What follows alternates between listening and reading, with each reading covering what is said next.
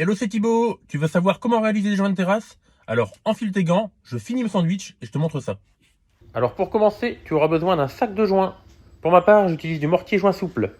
Car en extérieur, on est souvent confronté à des variations de température ou des mouvements de terrain. Tu auras aussi également besoin d'un seau d'eau claire. Puis d'un malaxeur avec un engin pour l'entraîner comme celui-ci et de cette fameuse tige que tu peux trouver facilement chez Leroy Merlin. Il te faudra également un récipient d'une grande contenance comme celui-ci, ainsi qu'une taloche en caoutchouc pour faire pénétrer ta pâte dans les joints. Puis cet outil vraiment indispensable, c'est un kit carreleur qui te permet d'essorer tes éponges et de faire des joints magnificos. Enfin, tu auras besoin d'un cutter, d'une paire de genouillères et d'une paire de gants. Mais si tu as bien suivi la vidéo depuis le début, ils sont déjà à tes mains.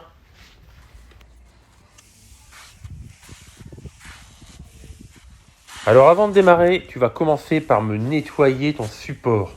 Je veux que ce soit impeccable.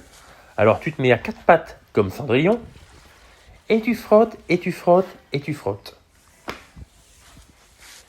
Et si tu peux te dépêcher, ça serait pas mal. Allez. Voilà, tu vois quand tu veux. C'est quand même mieux quand c'est rapide. Allez.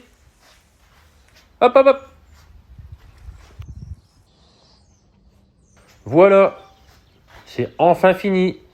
Maintenant, tu laisses sécher 10 minutes, un quart d'heure et tu prépares ta pâte en attendant.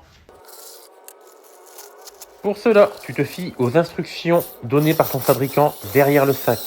À la fin de la préparation, tu dois avoir quelque chose d'onctueux comme cela.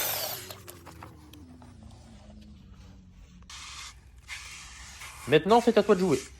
Tu t'empares de ta taloche en caoutchouc et c'est parti. Tu me fais entrer toute cette pâte dans tes joints. N'hésite pas à repasser plusieurs fois sur le même joint pour bien faire pénétrer ton produit. Un peu comme cela.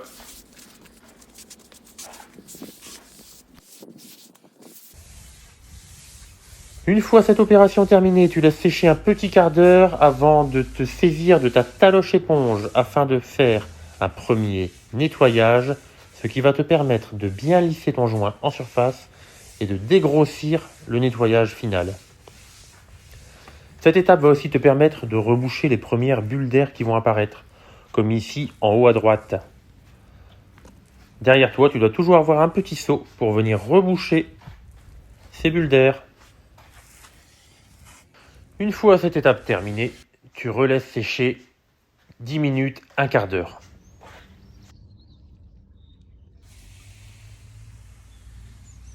Il est maintenant temps de passer au nettoyage final. Pour cela, tu auras bien pris soin de changer ton eau.